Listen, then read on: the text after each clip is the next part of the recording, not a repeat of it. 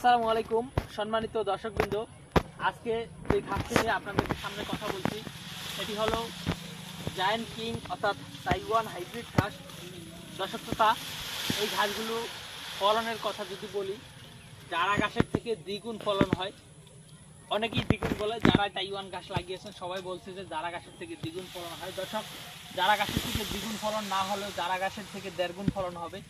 জারা গাছ যেখানে 14 টন ফলন হয়, 7 টন ফলন হয়, সেখানে আপনি এই তাইওয়ান গাছটি ম্যাক্সিমাম 11 থেকে 12 টন ফলন কিন্তু এই তাইওয়ান ঘাসে পাবেন।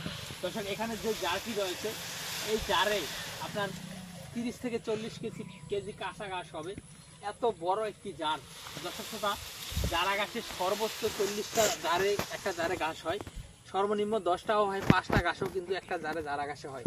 কিন্তু এই তাইওয়ান ঘাসে এখানে এই জারটাতে আপনার 30 থেকে 40 কেজি কাঁচা ঘাস হবে।